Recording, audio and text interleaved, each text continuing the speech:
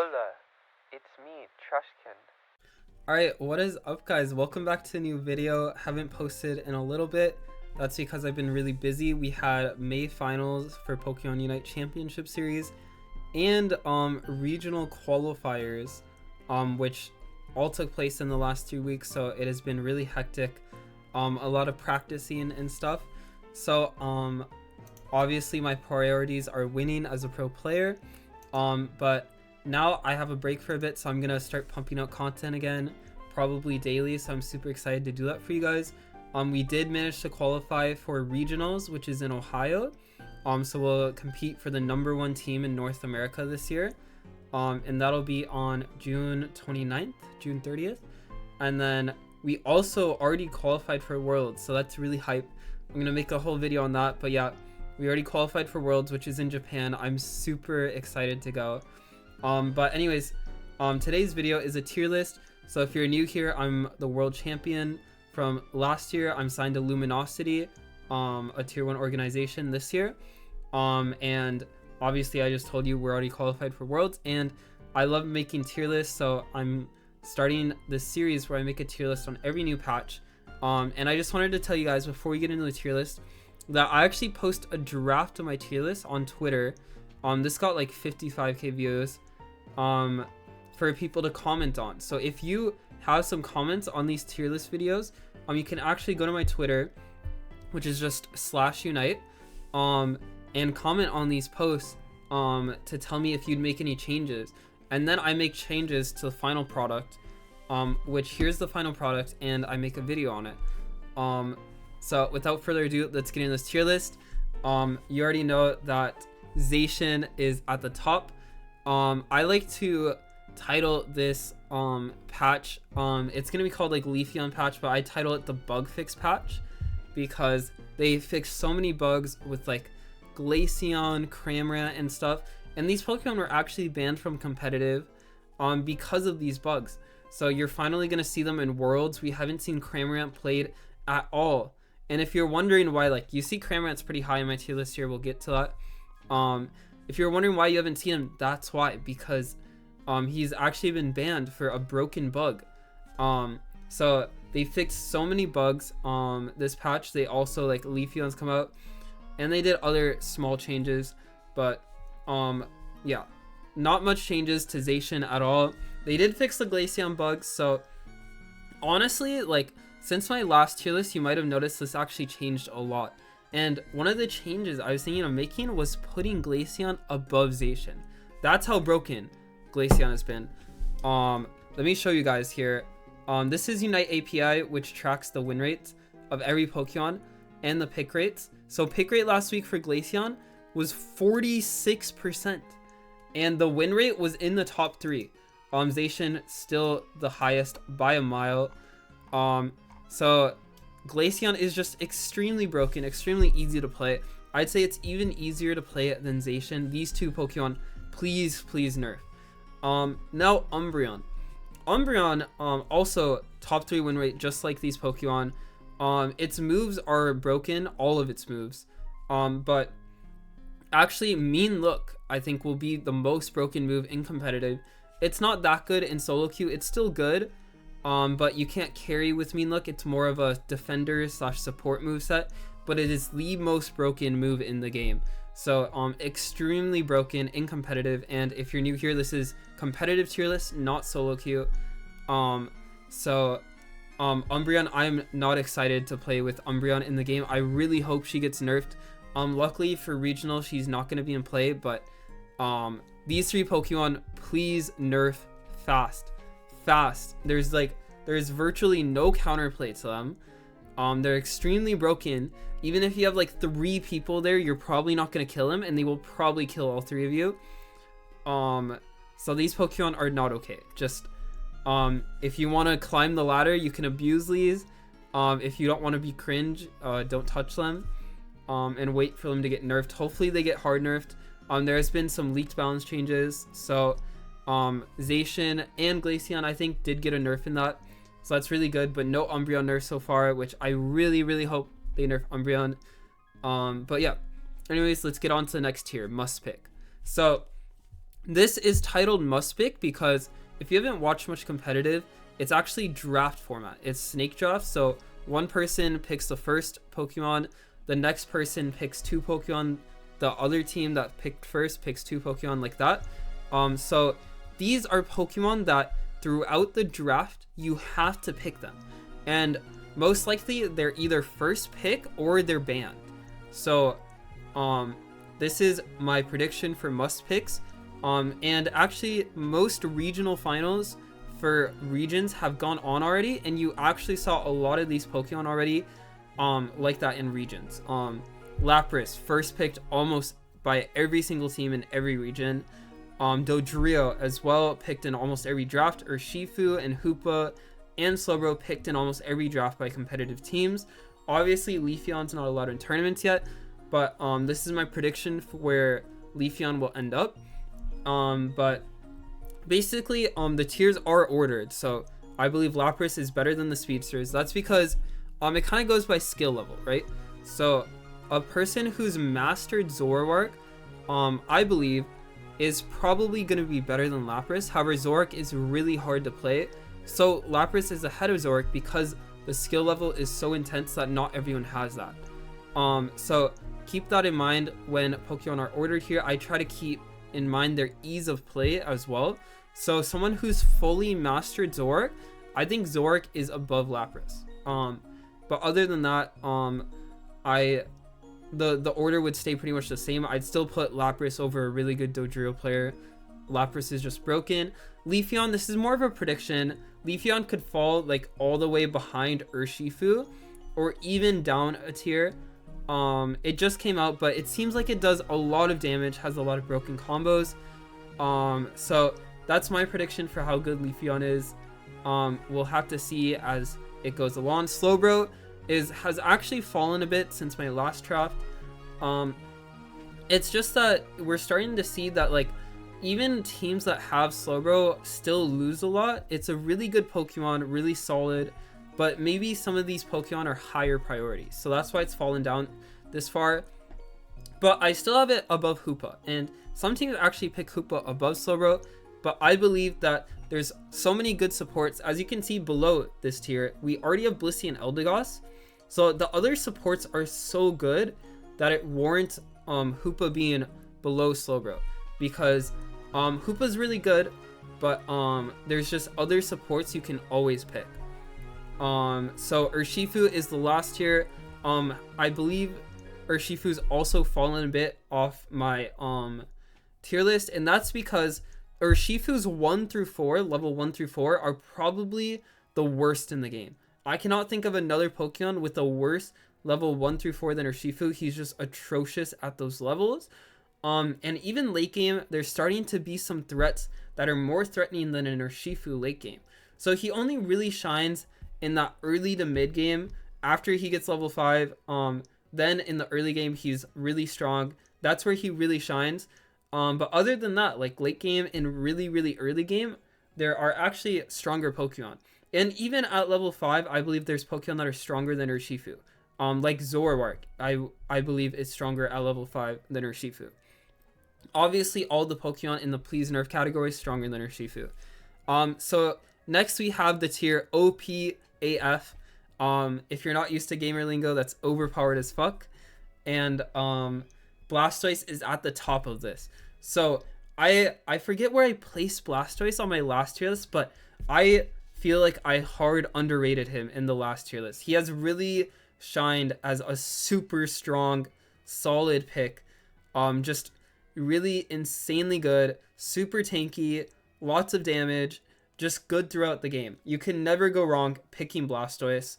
And both, like, all his moves are good, and he has really started to shine is actually more of a defender pick. So a lot of regions, not really Europe, but North America, South America, have started to pick the Blastoise as a defender, so the other team can't pick the Blastoise. So normally you would want to pick Blastoise, you put it in jungle or top lane, and you go Rapid Spin, Water Spout. And that moveset is insanely tanky, does a lot of damage. It's like a carry Pokemon, so not really like a support defender type Pokemon. but its other moveset, Surf Hydro Pump, is actually so good. It stuns for so long. So teams have started picking this early in draft, so the other team doesn't have that good of a pick in the top lane or jungle to take away picks from other picks, and it still does really good as defender. So that's where it's really shined and why it's so far up here. There's even a debate for it being put in the must pick tier. So next we have Tree. No explanation. This Pokemon is just overtuned. I might have put it a little bit high, but I just think that's how broken this Pokemon is. However, you could make an argument to put it a little lower. I'd still probably put it in this tier, but maybe near the end of the tier. However, like, I don't think I need to explain much. Just Wood Hammer, Horn Leech, Pain Split, all these moves are broken. Tree is just the hardest to kill Pokemon in the game. The only bad part about it is its 1 through 4 is also really weak, just like your Shifu. Once you hit 5, you're chilling. But there's actually a lot of teams that are getting good enough to punish these bad early games, which is why you might see these start to fall lower and lower. I might rate them lower and lower in the tier list as teams are still it's like the start of Unite Esports. So teams are really sloppy in their execution right now, but teams are starting to get good enough, and as the years progress, they'll get good enough to where they can really punish these Pokemon with bad early games, and just steamroll the early game, and you can actually snowball Pokemon Unite once you know what you're doing really easily. Teams haven't perfected it quite yet, but you might see Pokemon with like really bad early games start to fall lower and lower here as teams get better at that. So Chandelier, actually a monster of a character. I think I had it similarly rated on my last tier list, but I have it a little higher here, actually above the attacker picks. So Chandelier is just really good into these speedsters that are meta, or Shifu, these speedsters, because of its move lock. So it puts the zone where you can't do anything inside the zone, and when at a top level, when you have supports to help you, like Blissey, Eldegoss, to help you stay alive, it is actually an insane high damage carry that can easily live against any threat of dive. I'd say the only hard counter to Chandelier is Talonflame. Talonflame hard destroys Chandelier. Zorak is probably the other best speedster into it. Other than that, Chandelier is just really strong, solid pick, and you saw it got picked a lot in a lot of regions. And another big part of this is its Unite move. It blinds in an area around it, so, and there's actually an animation cancel you can do where you Unite move and then flash. So this Unite move will still go off, but you can flash while it's going off. And if you do this combo correctly, no carry can follow up whatsoever. So no matter who tries to dive you, what you just do is once they're on top of you, you Unite move, flash away, and then usually you can just move lock and spam all your abilities on them, use the second part of their Unite, and they're stuck in the move lock, they're blinded, they can't see anything, and they usually die. So that's why Chandelier is so broken and competitive. Really strong Pokemon actually in this meta. Mew needs no explanations. It's just like one of the most flexible Pokemon in the game.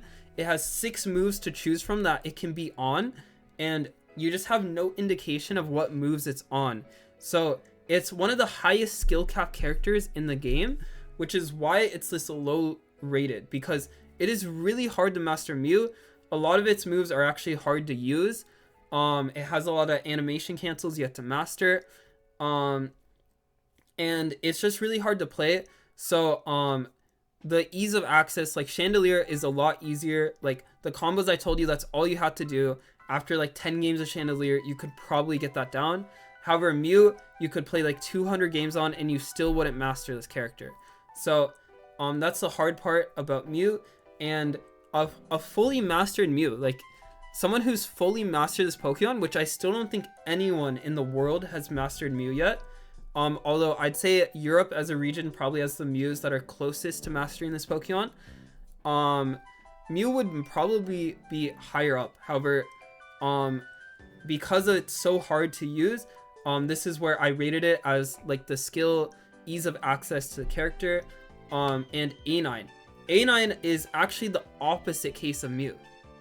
So A9, like, you can make a case that I actually put it too high on this tier list, but it's because A9 is so insanely easy to play. It is probably one of the easiest Pokemon to play in the game, which is why it's this far up, because anyone can pick it up and be a threat on it, be a menace, and you can do really well on A9. Obviously, there's scenes you need to master still, but it's just the opposite case of Mew, where it's this far up because it's really easy to get the combos down, to play it well, and obviously you still need to be a good player to have good positioning on it, and know how to do which combos and when, but it's still really easy. Blissey. So Blissey is really strong, and actually when I posted this tier list on Twitter, I got a lot of questions like, isn't Eldegoss, like Clefable, aren't they slightly better supports than Blissey? And while I don't fully agree with that sentiment, I think a strong case can be made for Eldegoss, and I might agree with it. The thing is that Blissey does not need to be played as only a support. Blissey is tanky enough where you can play it as a defender. And that's what you see a lot of regions do. They'll flex the Blissey as a defender, play something else in the support role. Like you could play Sableye, Sweet Kiss Comfy, all these different kinds of things. And all of Blissey's moves are good. So it's because of how flexible Blissey is. And also the fact that Hoopa's at the top of the meta, and Blissey is a great Hoopa counter.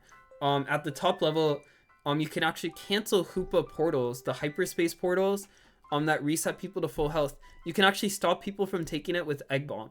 So that's why Blissey is so far up. It's just a great counter to the meta right now.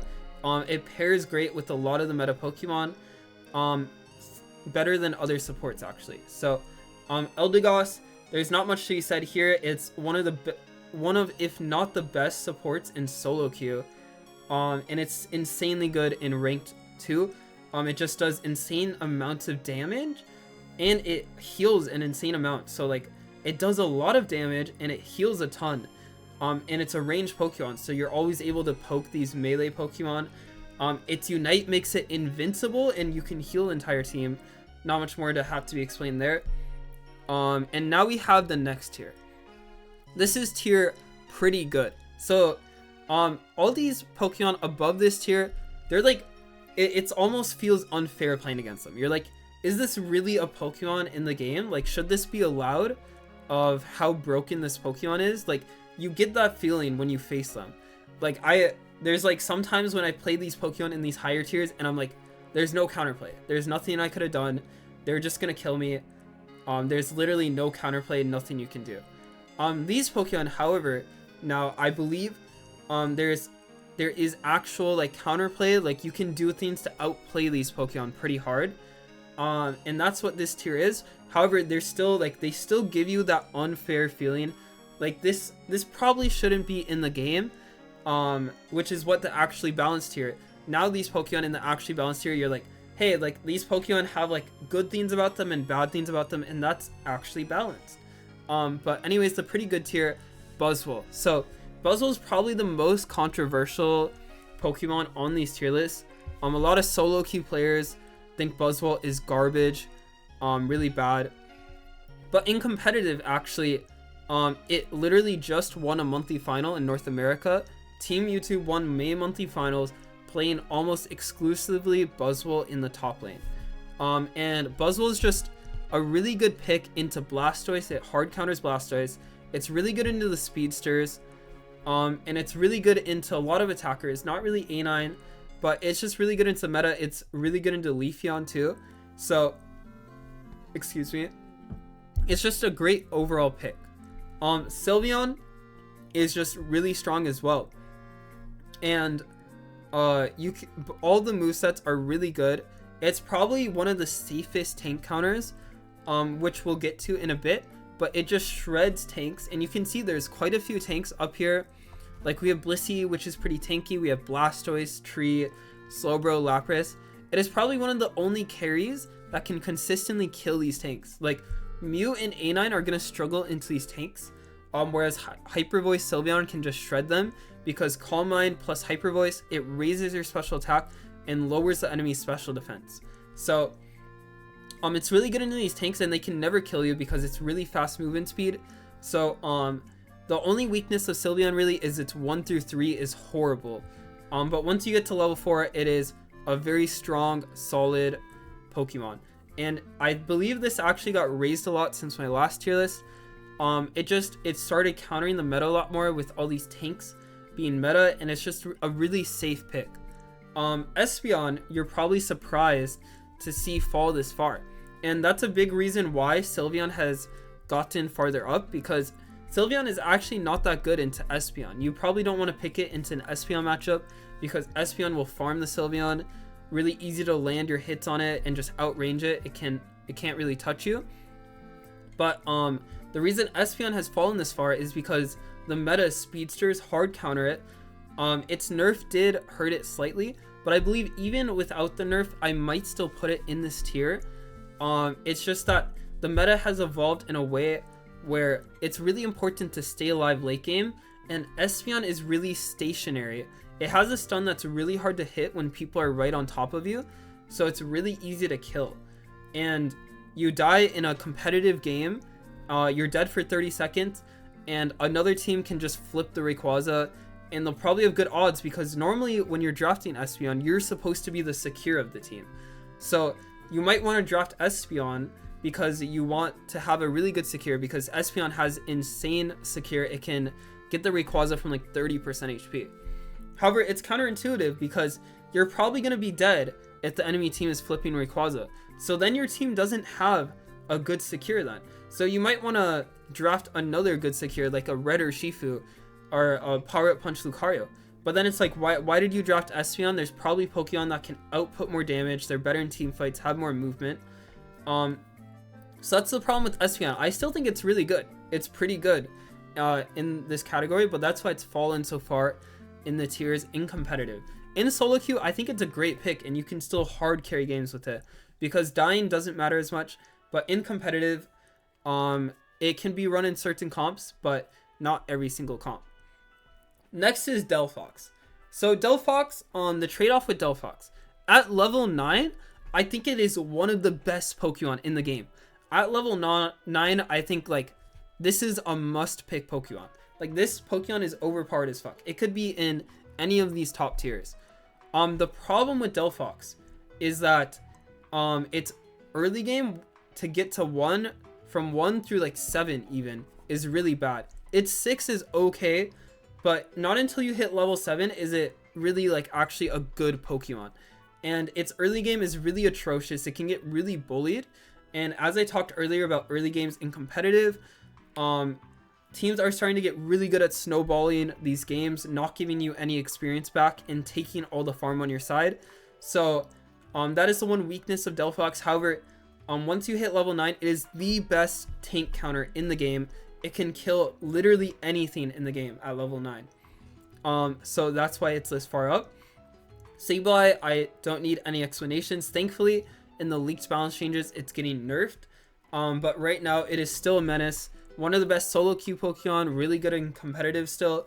You just run around stunning people. The fact that all it takes is you going invisible, which only takes like 3 seconds, and you get a stun every time you go invisible is absolutely an insane mechanic to me. I don't know why they ever thought that would be a good idea, but it's in the game, and it's probably the most hated Pokemon in the game. Talonflame. So this is the other probably controversial opinion on my tier list, and I already covered it a little earlier. Talon is actually really good into Chandelier. It's also really good into A9, better than Zoroark and Dodrio into those two Pokemon. It actually has a good matchup into Zoroark and Dodrio. It doesn't really get bullied by them. Its early game is pretty good as well. So it's just great overall. The moveset you want to run is Fly Flame Charge. It sees a lot of use in Europe.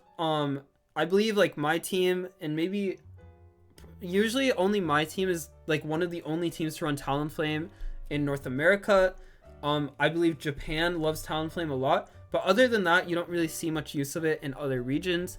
But I believe it's really underrated now, probably the most underrated Pokemon. It still feels really strong when you play it. And Comfey. So Comfey, actually, I think I had a lot lower on my last tier list.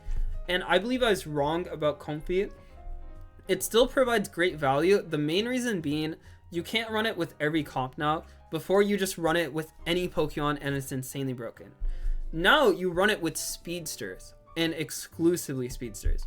So you have like a Zoroark, a Dodrio, a Leafeon, even a Blue Urshifu works as well. And you put the Comfey on the speedsters, even Talonflame works. And the healing is still really good because the speedsters have such little health that you're still healing them to like full health with every heal. So it didn't actually affect the healing that much on the speedsters. However, you run it on like a tank now, you really feel the nerfed healing. It doesn't feel like it heals as much when you run like when you put it on like a Blastoise. So it's become a lot more comp dependent. I thought it would just be bad in general. However, we seem to be the only team that thinks Comfey is still good. A lot of teams still don't run it. However, I believe Comfey is still pretty okay. You'd see it's fallen down quite a bit, and there's a lot of supports you might want to pick over it. However, I believe you can still pick Comfey and do really, really well. So next pick is Snorlax. Snorlax is just probably the third best defender, and sometimes you even want to pick it over Trevenant because we talked about the early game. With the new EXP share, which is the best item in the game, so it's running competitive, it takes a really long time to hit level 5 actually on Trevenant. So Snorlax is really good at bullying these Trevenants, which is why you might see teams run Snorlax instead of Trevenant, just because they're scared of getting bullied early game by Snorlax, Snorlax is probably the best defender early game out of any of the defenders. So it's really good late game as well, like level 13 block, one of the best moves in the game. It's just strong overall. Clefable. So this is probably another controversial thing on this tier list. A lot of people were wondering why I put Clefable so low. So Clefable into bad players seems really strong. You put down your gravity, they can't dash into you. But into good players that are good at speedsters, it's actually not that good. It does hard counter Talonflame. It's very good into Talonflame. However, the other speedsters like Zoroark, Dodrio, Clefable doesn't actually counter, because I don't think most people have realized this, but they made a change where auto attacks can actually dash still in Clefable gravity, which I don't really like that change that much, but I guess it was too broken on release. So what that means is Aegislash, which has a dash as its auto attack, can still dash in Clefable gravity. Dodrio, like most of Dodrio's dashes are actually auto attacks, especially if you run tri attack. The only way you're dashing on tri attack agility is with your auto attacks. So Clefable actually does nothing to Dodrio. If you see a Clefable on the enemy team, which it's draft picks, so you can do your moveset accordingly, and like you can even have the items you might want, because you might run different items on tri attack than drill peck. So you can actually see ahead of time, because it's draft pick, you know what Pokemon they are, and pick tri attack. And Clefable gravity literally does nothing in the tri attack. Literally nothing. The only thing it does is slow, but agility, I mean, speeds you up, so it doesn't even matter. So that's why Clefable gravity is like, it's almost a fake counter into Dodrio. Into Zoroark, it's a little bit of a different story, but the problem with Clefable has an atrocious early game 1 through 3, and it's actually pretty hard to get 4 when you run it top lane. So Zoroark can already get really fed by the time Clefable gets 4. You can run around and avoid the Clefable, and you might think, oh, 5v5 team fights, that's where Clefable will shine. However, Clefable, to be useful, has to group with its team. It has to stand on top of Pokemon, and for the heals as well, the team has to stand on top of the Clefable. And that's actually really bad in pro play, because an enemy team against the Clefable can get like 3 or 4 man combos when they're all standing together. So it really doesn't work out well. And for gravity as well, like you have to stand all on top of each other if you want it to actually counter Zoroark. But then Zoroark is only one Pokemon, so now you're grouped up in a Death Ball, and you're probably going to get 5-man comboed by some range Pokemon like a Gardevoir or something. So I think it's a fake counter. It's good in solo queue, because solo queue players don't really group up to 5v5 fight a lot, but other than that, it's really not good in competitive, and you don't see a lot of teams running it. So Cinderace, Cinderace is a unique Pokemon because I believe Cinderace still needs Blissey to work properly as a carry. Pyro Ball, I mean, it's seen a lot of love, but it's still not good enough for competitive. You can run it if you really need to. However, I still think you should just run Blaze Kick and you get a ton of auto attacks. And it's really good with like a Blissey or Eldegoss, but you really need those supports. Any other support and Cinderace is going to insta-die. You need a support that can help Cinderace survive when it gets dived by like a Zoroark. And once it survives, it'll destroy the enemy team.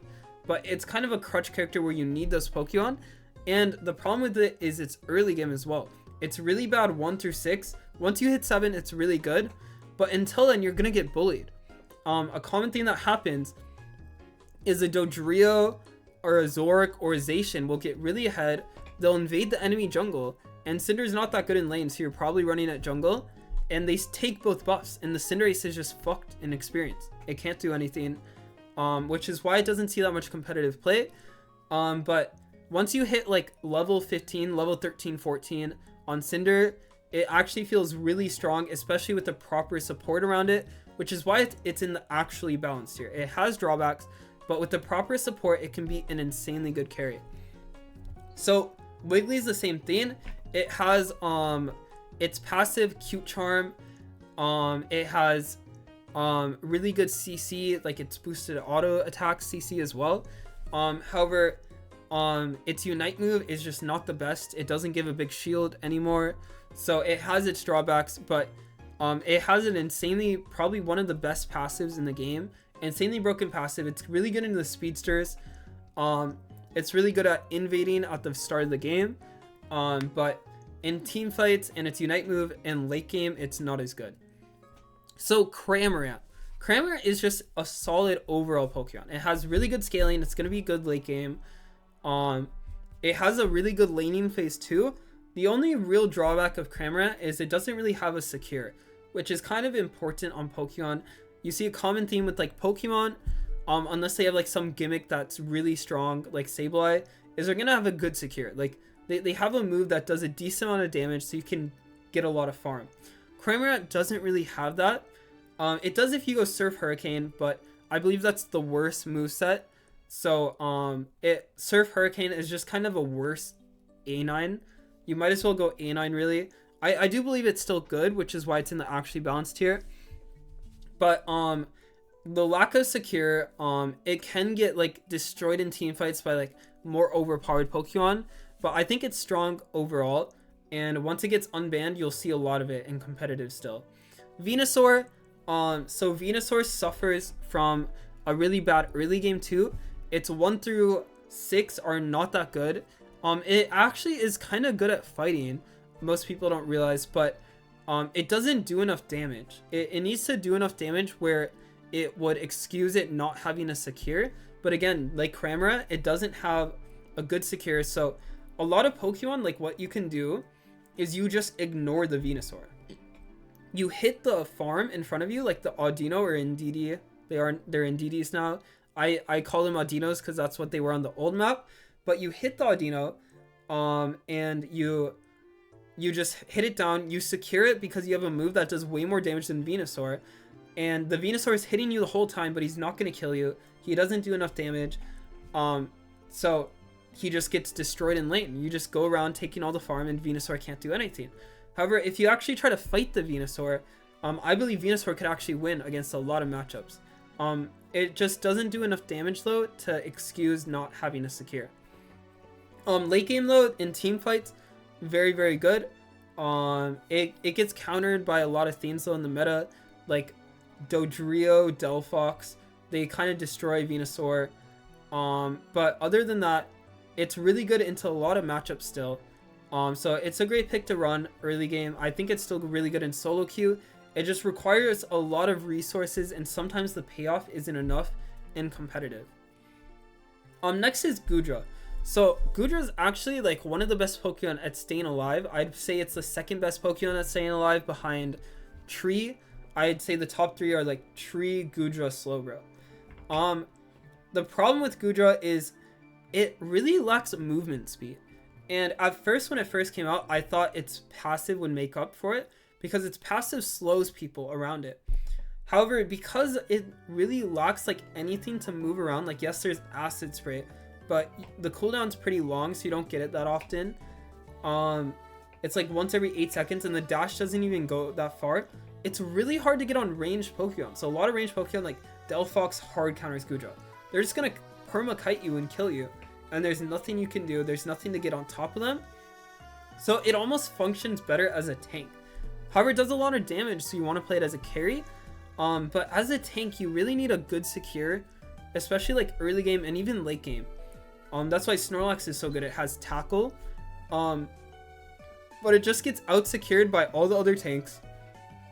It doesn't do enough as a defender to really excuse, because like as a defender, you kind of want some like CC, some stuns to stun the enemy team. Like Snorlax has Heavy Slam, Block, Yawn.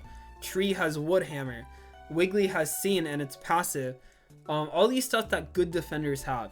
Slowbro has Surf, which is like insanely good stuns at level 11. Has Slowbro Unite, which literally they can't do anything about. But Goodra has like virtually no stuns besides Vine Whip, which doesn't like it's not enough stuns. It's just not good enough as a defender. As a carry, I believe it could be usable in some comps, but it's very niche and it can be easily countered.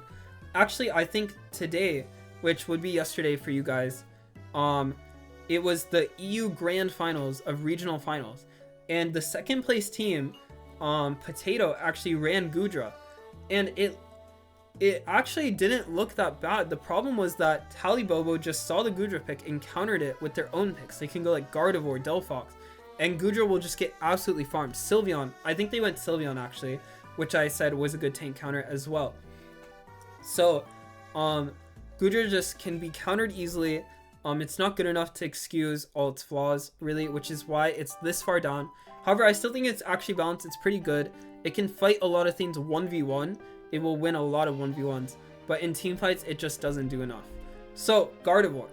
So, Gardevoir is like the third, like, holy trinity tank counter, I'd say. So, you have Sylveon, Delphox, Gardevoir.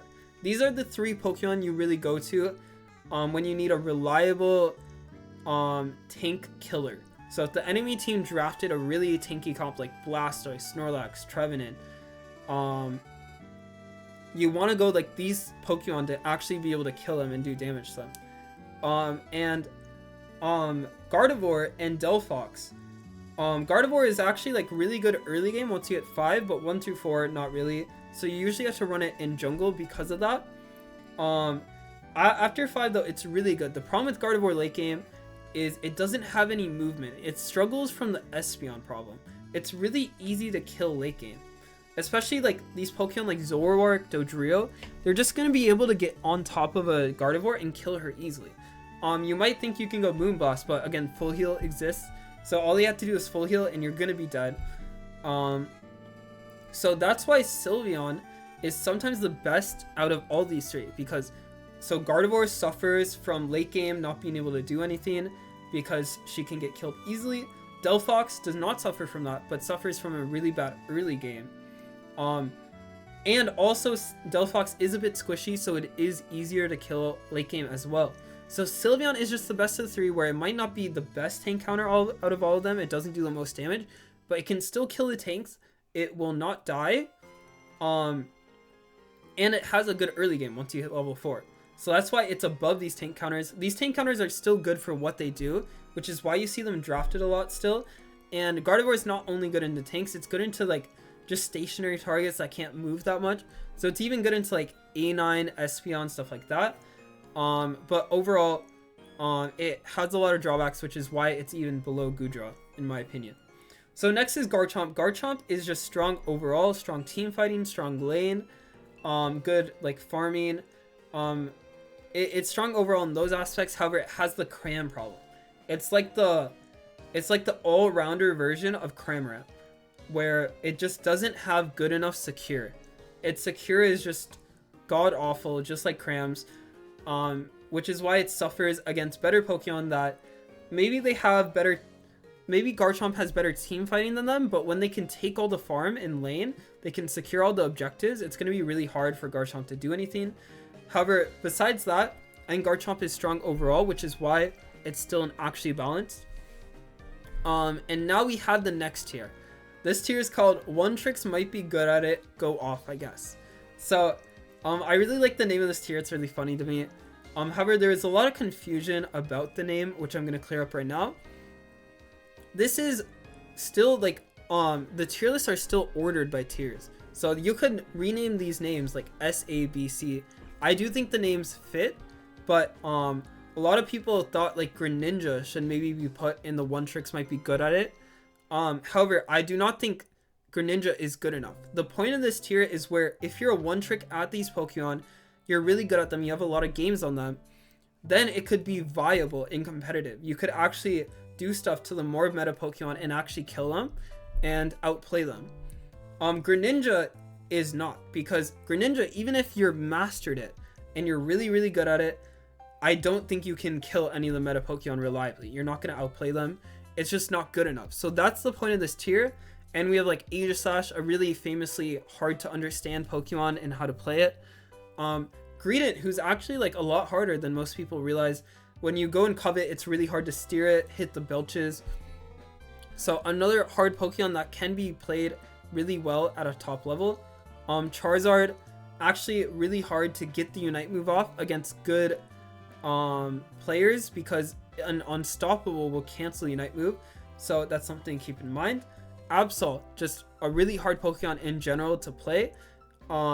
It has a lot of dashes, so you kind of have to be good at positioning, knowing when to go in, when to use your dashes and like Sucker Punch to cancel stuff, dodge stuff. You just have to be really good at the game and really good at Absol.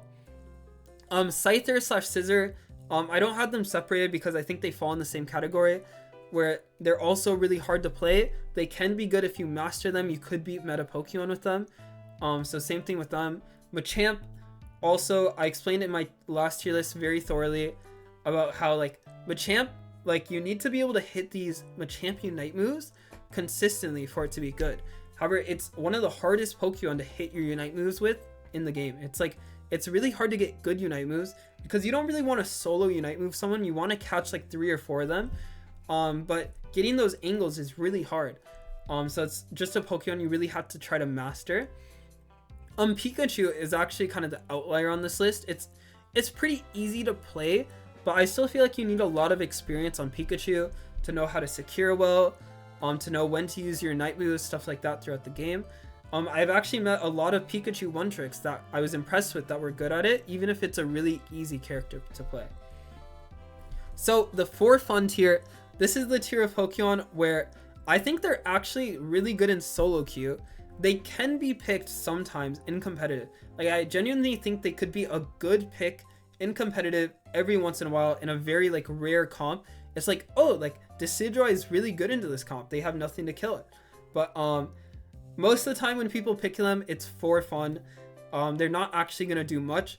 So we have Decidueye, Lucario, Mime, Tyranitar, Mamoswine, which is actually the lowest win rate character in the game last week, which surprised me because Mamoswine is still like, it feels kind of broken when you face it. It just like perma-stuns you, but it's just been outclassed by all the meta Pokemon recently. Gengar, I actually think Gengar feels so strong in solo queue. It is a menace. You get like those resets on people and you just absolutely destroy them. However, in 5v5 team fights in competitive, it just gets absolutely destroyed. I've never seen a Gengar win a team fight in competitive consistently. I've seen a lot of Gengar games in competitive. Don't get me wrong, people have tried to play Gengar, and I've seen like one Gengar actually carry a team fight and actually win the game. One Gengar game out of like, I've been playing this game competitively for over a year. It's just, it fundamentally does not work in competitive. It's a really good solo queue Pokemon. It just does not work in competitive unless they make it like really broken. Dragonite, it's actually getting buffed in the next patch probably. So I think it'll go way up this tier list. But right now, Red Urshifu is just a better Dragonite. And sometimes when Urshifu is banned, you might really want like a Pokemon that has reliable like farm. Like you can hit objectives down really fast. We call it rip potential. And you can like farm the map really well. It has a strong early game. So there's some comps you can play it into when like you want to just flip on spawn and have a good secure for it. However, the secure is really hard to nail down, so it doesn't excuse it really. Like you might as well play something else with a slightly worse secure. And red Urshifu is just better, and Urshifu is usually going to be in play, so it's just outclassed.